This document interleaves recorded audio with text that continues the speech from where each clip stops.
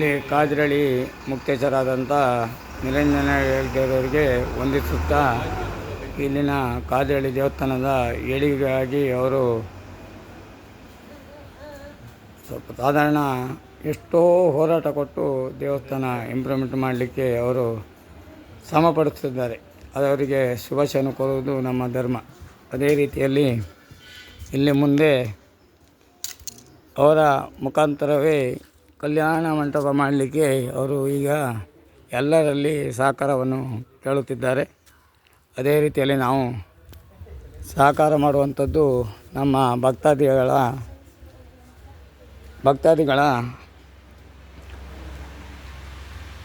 ಭಕ್ತಾದಿಗಳಾದಂಥ ನಾವು ಮಾಡುವಂಥದ್ದು ನಮ್ಮ ಕರ್ತವ್ಯ. ಯಾಕಂತ ಹೇಳಿದ್ರೆ ಅವರು ಮನೆ ಬಗ್ಗೆ ಅಥವಾ ಅದು ಬೇರೆ ಬಗ್ಗೆ ಹೋರಾಟ ಅಲ್ಲ. ಇವರು ಪ್ರತಿ ತಿಂಗಳು ಅನ್ನದಾನ ಪ್ರತಿಯೊಂದು ಇಲ್ಲಿ ನಡೀತದೆ. ಅದೇ ರೀತಿಯಲ್ಲಿ ಅವರು ಈಗ ದೇವಸ್ಥಾನವನ್ನು ಇಂಪ್ರೂವ್ಮೆಂಟ್ ಆಗಿದೆ, ತುಂಬ ಇಂಪ್ರೂವ್ಮೆಂಟ್ ಆಗಿದೆ ಅಂತ ಹೇಳಿದರೆ ಇಡೀ ನಮ್ಮ ದೇಶದಲ್ಲಿ ಇಲ್ಲಿನಷ್ಟು ಒಳ್ಳೆ ಇತಿಹಾಸದಲ್ಲಿ ಇಲ್ಲ. ಯಾಕಂತ ಹೇಳಿದ್ರೆ ಇಲ್ಲಿ ಯಾವುದೇ ಮಾಡಿಲ್ಲದೆ ತಾಯಿಯ ಅನುಗ್ರಹ ಸದಾ ಎಲ್ಲರ ಮೇಲೆ ಇರ್ತದೆ.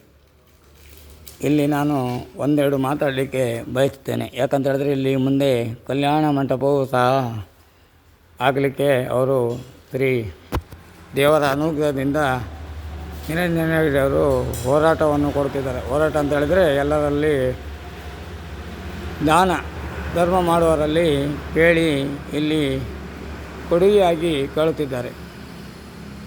ಯಾಕಂತ ಹೇಳಿದರೆ ಅವರಿಗೆ ದೇವರ ಇಂಪ್ರೂವ್ಮೆಂಟ್ ಆದರೆ ಎಲ್ಲರ ಜನರ ಅನುಕೂಲಕ್ಕಾಗಿ ಅಂತ ಹೇಳಿದ್ರೆ ಆಶೀರ್ವಾದ. ಈಗ ಬೇಕಾಗುವಂಥದ್ದು ಮನುಷ್ಯರ ಆಶೀರ್ವಾದ ಅಲ್ಲ, ದೇವರ ಆಶೀರ್ವಾದ. ಮನುಷ್ಯರು ಕೇವಲ ಬಾಯಲ್ಲಿ ಮಾತಾಡ್ತಾರೆ ವಿನಃ ಅವರ ಆಶೀರ್ವಾದ ಯಾವತ್ತೂ ಇರುವುದಿಲ್ಲ.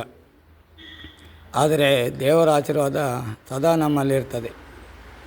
ಮಾತಾಡದೆ ಶಿಲೆಯಾಗಿ ಇರ್ಬೋದು, ಆದರೆ ದೇವರು ನಾವು ಸದಾ ಭಕ್ತಿಯಲ್ಲಿದ್ದರೆ ಸದಾ ಕಾಪಾಡ್ತಾರಂತ ಹೇಳಲಿಕ್ಕೆ ನಾನು ಬಯಸ್ತೇನೆ.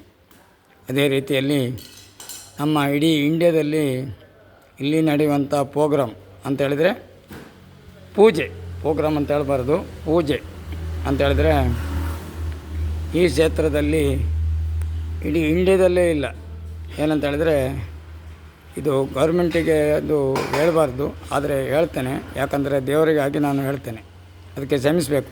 ಏನಂತ ಹೇಳಿದರೆ ಇಲ್ಲಿ ಒಂದು ದಿನವೂ ಕೋಳಿ ಸ್ವಾಮಿಗೆ ಅಥವಾ ಕುರಿ ಪೂಜೆ ಅಥವಾ ಯಾವುದಾದರೂ ಒಂದು ಪೂಜೆ ಇದ್ದೇ ಇರುತ್ತದೆ.